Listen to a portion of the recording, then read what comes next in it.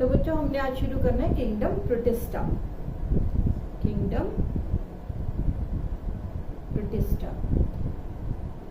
तो हमने पहले ही किया हुआ है कि किंगडम प्रोटिस्टा है जो ये किसने बनाई थी, ई हैकल ने, Ernest Haeckel, he created the kingdom Protista. कौन से मेंबर्स होते हैं प्रोटिस्टा के अंदर? इट इंक्लूड्स यूनिसेलुलर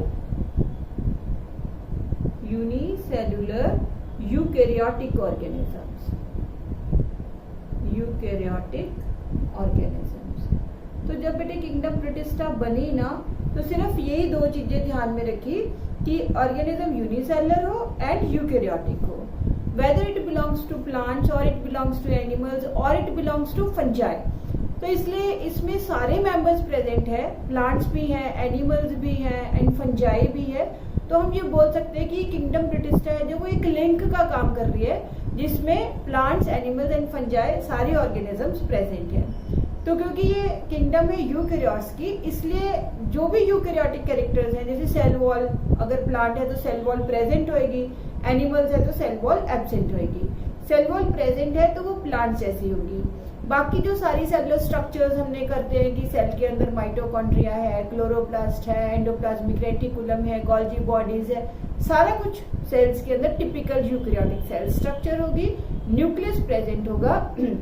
यहाँ हम कहें कि जैसे हमने मोनेरा में किया था कि हमने कहा था वहां पे न्यूक्लियस नहीं है, न्यूक्लियोइड प्रेजेंट है, बट यहाँ पे वेल डिफाइंड न्यूक्लियस है जो वो प्रेजेंट है। तो जब हम वर्ड यूकैरियोटिक बोल दिया हमने, तो कुछ भी पूछ ले वो कि जो किसी एग्जांपल देके पूछ लेते हैं कि हाँ भाई इसमें न्यूक्लियस होगा या नहीं होगा, तो आपको सिर्फ ये देखना है कि वो कौन सी किंगडम को बिलोंग कर रहा है। अगर वो प्रोटिस्टा, प्लांटी, एनिमेलिया, फंजाई है तो ये सारे यूकैरियोटिक है। तो यूकैरियोटिक में सेल स्ट्रक्चर है जो टिपिकल यूकैरियोटिक ही प्रेजेंट होगी। तो it include unicellular eukaryotic organisms. It is having plants, animals and fungi. So it acts as a link. It acts as a link between plants, animals and fungi. सब में ये एक link का काम करती है। जो सेल स्ट्रक्चर है, it is typical eukaryotic,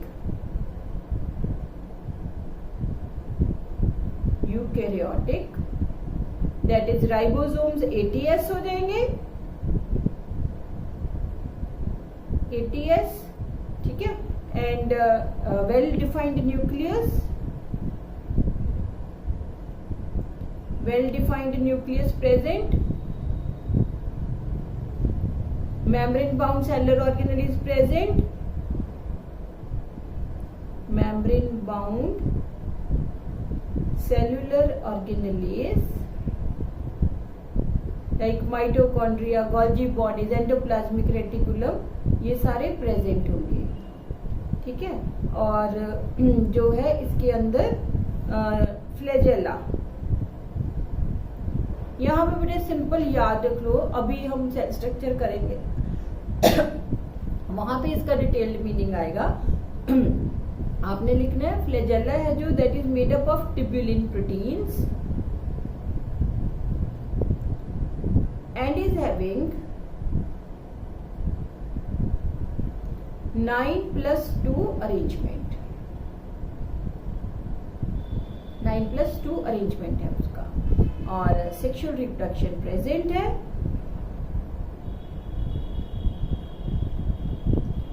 sexual reproduction present. Sexual reproduction के बारे में हम प्रीवियस लेक्चर में डिस्कस कर चुके हैं, क्या होती है, कितने टाइप की होती है, कैसे meiosis and fertilization sexual reproduction में प्रेजेंट होगी।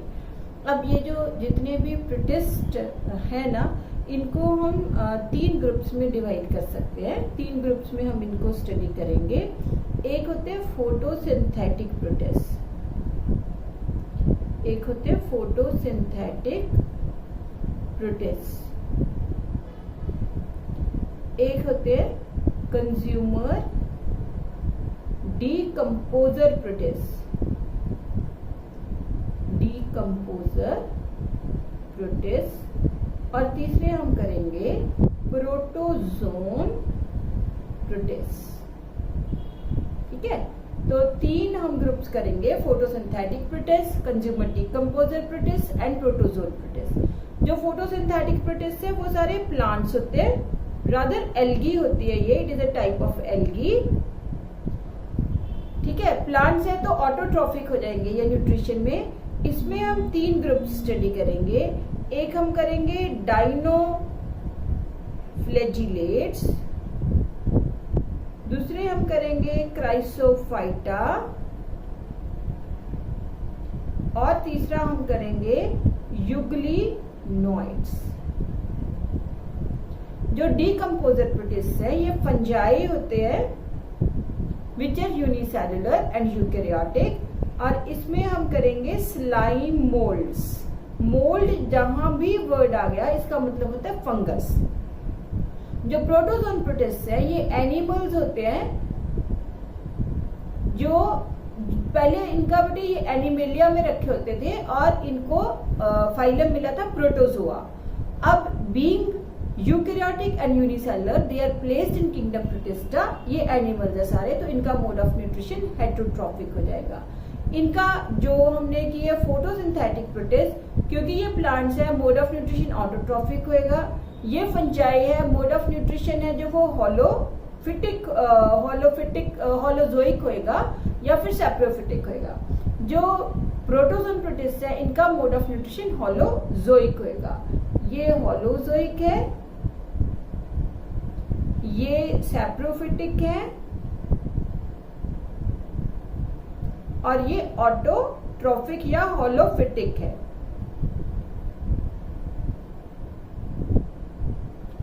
ठीक है, तो ये हो गया general about the protista.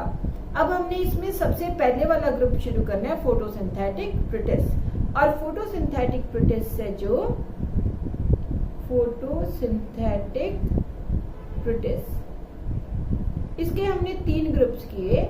That is photosynthetic protist जितने भी हैं they are autotrophic in nutrition, they belong to algae and autotrophic है ये न्यूट्रिशन में। फर्स्ट ग्रुप इसका हम शुरू करते हैं which is dinoflagellates. First group शुरू करते हैं, दैट इज डाइनोफ्लैजिलेट्स। जितने भी बेटे ये प्रोटिस्ट होते हैं ना, ये जनरली एक्वेटिक होते हैं, यहाँ पे लिख ही लेते हैं, they are mostly aquatic, mostly aquatic. ठीक है, या फिर ज्यादातर पैथोजेंस होते हैं या फिर ये एक्वेटिक होते हैं, इनका हैबिटेट।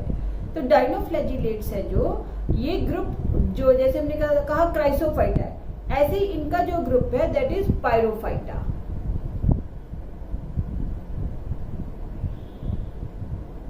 तो डाइनोफ्लैजिलेट्स भी मोस्टली क्या है, एक्वेटिक है, और एक्वेटिक में मोस्टली ये क्या है, मेरीन। मेरीन में जो दैट इज समुद्र में होते हैं, मेरीन वाटर्स में होते हैं, उनको हम बोलते हैं marine. And they are photosynthetic.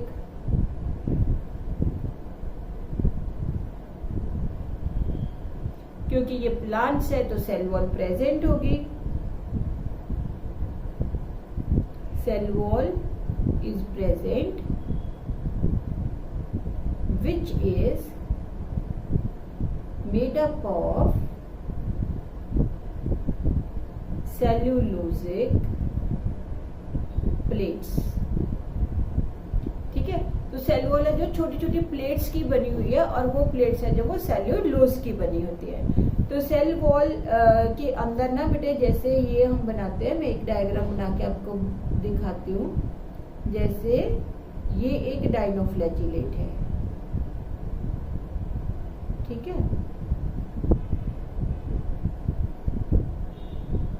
तो इनकी ना सेल वॉल ऐसे प्लेट्स है, छोटी छोटी प्लेट्स को जोड़ के सेल वॉल बनती है। तो ऐसे जो सेल वॉल बनती है ना, इसकी वजह से ऐसे लगता है जैसे इसने आर्मर डाला हुआ हो। तो इसको हम बोलते हैं कि cell wall is made up of cellulosic plates which gives it armoured appearance. Armour होता है जो कवच डालते हैं ना, उसको हम आर्मर बोलते हैं। तो ये उस टाइप की अपीयरेंस देता है, कवच type. These are cellulosic plates which makes a cell wall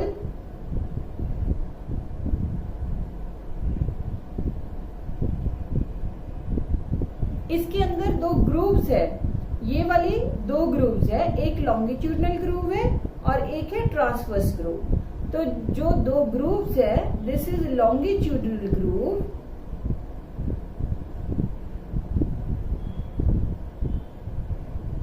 and this is transverse groove. दोनों ग्रुप्स में ना बेटे एक एक फ्लैजेलम है जो वो प्रेजेंट होता है।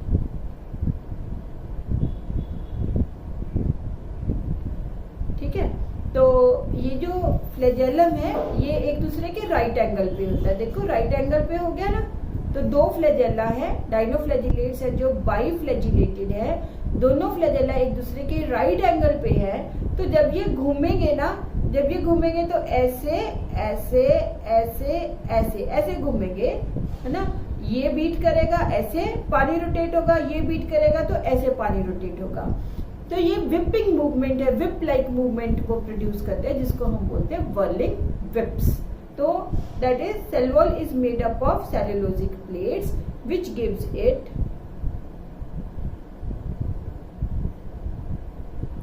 armored appearance.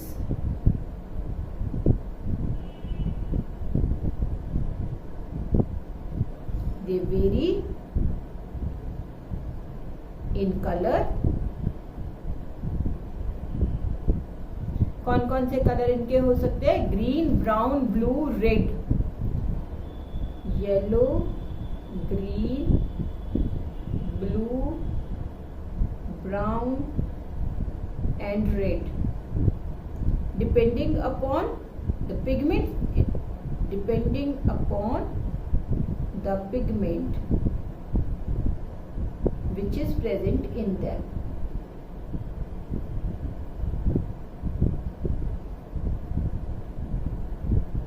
Cell wall is having two grooves.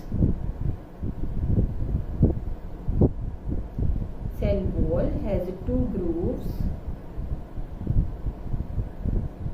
And in these grooves there are present flagella,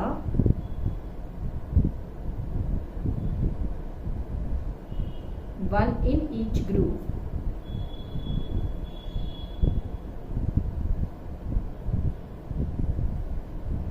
One in each groove.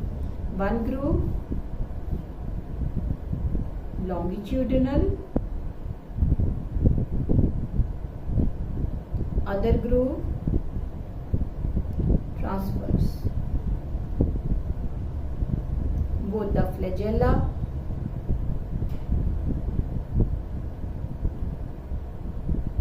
are at right angle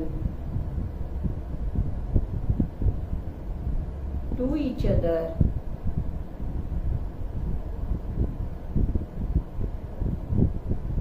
producing peculiar movement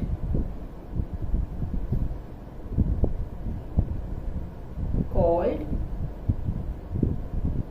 whirling whips.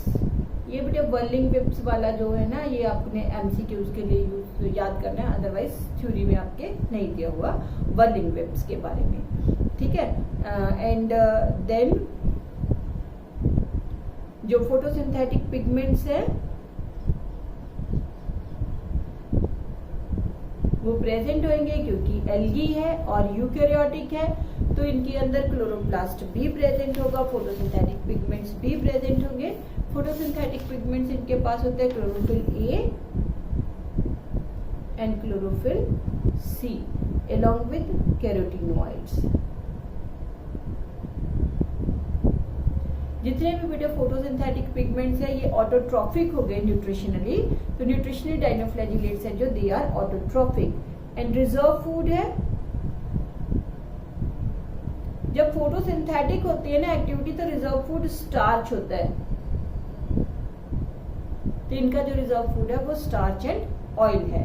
Then इनके पास जो बेटे कुछ, जैसे हमने कहा कि इनका डिफरेंट कलर्स होते हैं, तो इनमें से कुछ जो जैसे हम कहते हैं गोनियोलक्स है जो ये रेड होता है कलर में। Reserve food is starch and oil. Then both sexual and asexual reproduction they are present.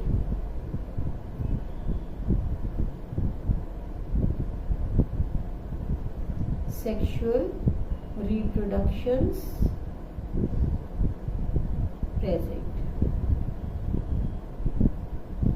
and asexual reproduction mostly by cell division। जैसे हमने कि सिंपल एक सेल है वो डिवाइड कर गया, दो बन गए। एंड सेक्सुअल रिप्रोडक्शन आइसोगैमी और एनाइसोगैमी,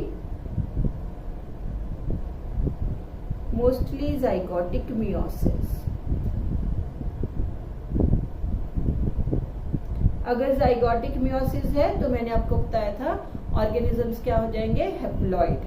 ठीक है, एक्सेप्शन सिर्फ आपको याद करनी है एमसीक्यूज के लिए, एक्सेप्ट नॉक्टिल्यूका।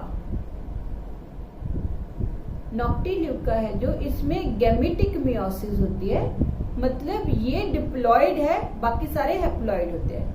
नॉक्टिल्यूका एक तो गैमेटिक मियोसिस शो करता है, एक ये कलरलेस होता है, बाकी सारे कलर्ड होते हैं इसमें मेंबर्स, ये सिर्फ कलरलेस होता है।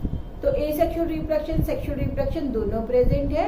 एंड पैरिनेशन होता है कि जो अनफेवरेबल कंडीशंस है उसमें टाइड ओवर करना, पैरिनेशन है जो वो प्रेजेंट होती है। जनरली जब भी पैरिनेशन दैट इज अनफेवरेबल कंडीशंस को टाइड ओवर करना होता है तो ये अपने अराउंड एक वॉल सिक्रीट कर लेते हैं जिसको हम सिस्ट बोलते हैं। तो पैरिनेशन प्रेजेंट, बस इतना ही करना है आपको। अब इसमें से कुछ स्पीशीज हैं जो they are red in colour. Some dinoflagellates,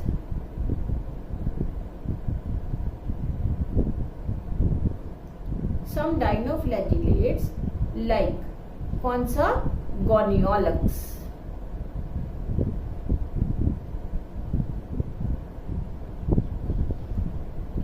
is red in color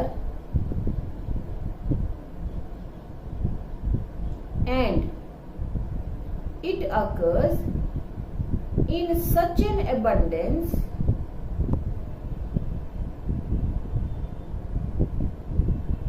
that it provides color to water, called red types,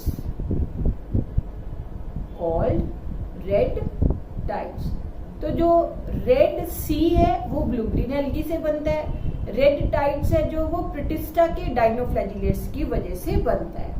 then some species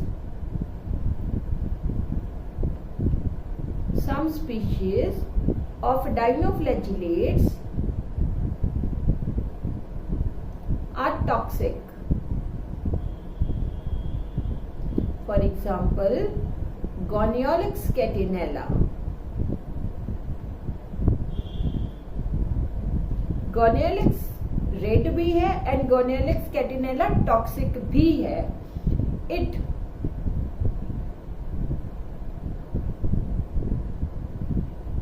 इसका जो टॉक्सिन है, it secretes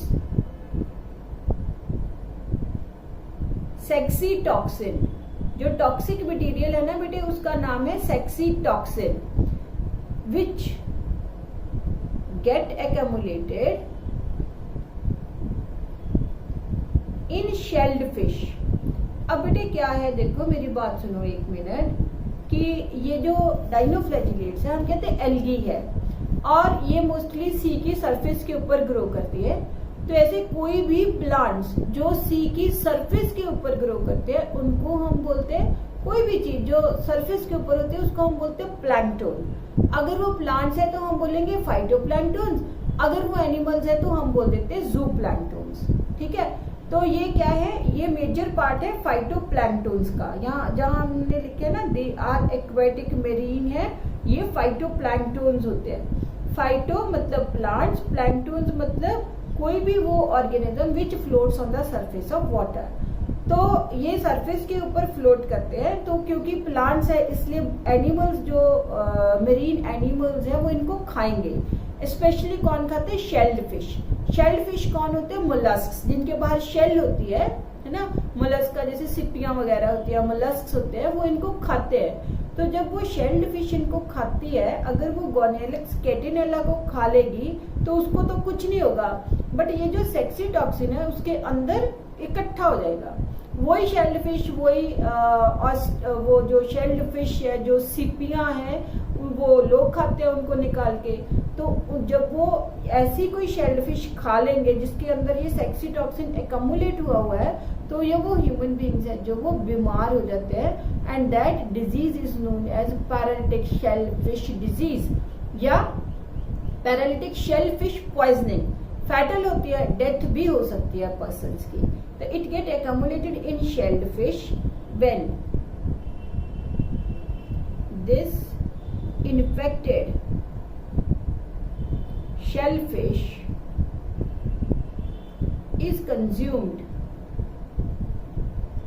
by human beings, it causes disease called paralytic shellfish disease, या इसको बोलते हैं PSD, या इसको बोलते हैं पैरालिटिक शेलफिश पॉइजनिंग, या इसको बोलते हैं PSP। This is fatal. Fatal का मतलब होता है कि ह्यूमन बींग्स हैं जो इसकी वजह से इनकी डेथ भी हो सकती है। तो जो बिना शेल के फिश होती है वो तो किल ही हो जाती है, बट शेल्ड फिश किल नहीं होती, उसके अंदर एकमुलेट हो जाती है। Otherwise this poison can also kill many marine animals,